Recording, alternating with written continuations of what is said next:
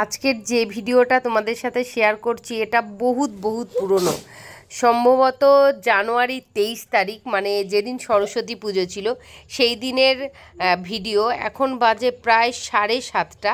আমরা দাঁড়িয়ে আছি যাদবপুর 8 বিট পেট্রোল পাম্প, মানে দেখতে পাচ্ছ পেছনে পেট্রোল পাম্প, আর সেখানে দাঁড়িয়ে আমরা মেকআপ করছি। মানে এগুলো কি বলে, মানে পাগল ছাড়া আর কিছু নয়। এদিকে মেয়েকে কেউ একটা ফুল গিফট করেছে, সেই আনন্দে হেব্বি লাফাচ্ছে। বন্ধু কি বান্ধবী সেটা জানি না, গিফটই হয়, সে যেরকমই গিফট হোক।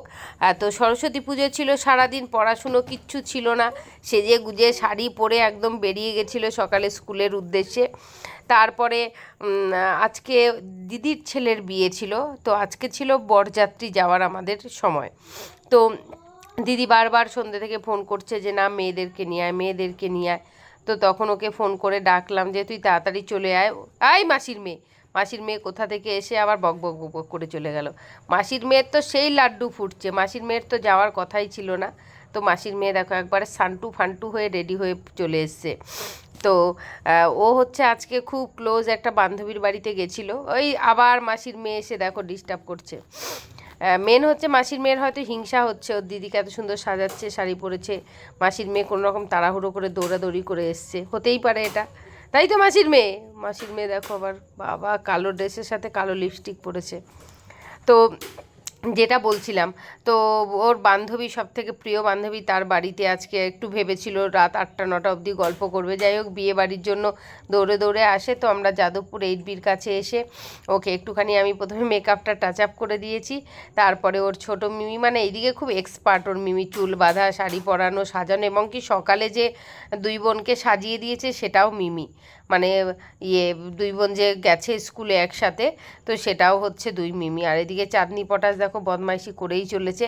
আর এ তো পুরো ঠ্যাং উঁচু করে নাচ করছে, কারণ হচ্ছে সারাদিন পড়াশুনো নেই, কোনো চাপ নেই, এখন যাব বিয়ে বাড়ি, মানে সেই মজায় মজা। মানে মজার কথা শুনে আর কি বলবো। তো সবাই আমাদের দিকে তাকাচ্ছিল যখন আমরা মেকআপ করছিলাম বা ওখানে দাঁড়িয়েছিলাম।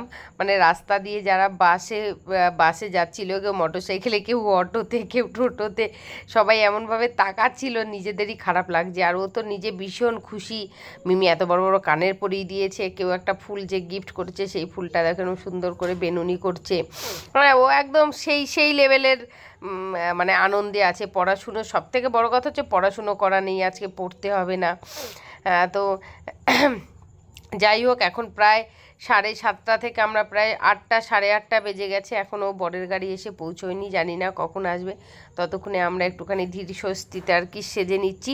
সব কিছুই করা গেছে, শাড়িটা একটু ঠিক করা যায়নি, কারণ একদম ওপেন রোড এবং খুব মানে গ্যাদারিং জায়গা এটা, মানে খুব লোকজন।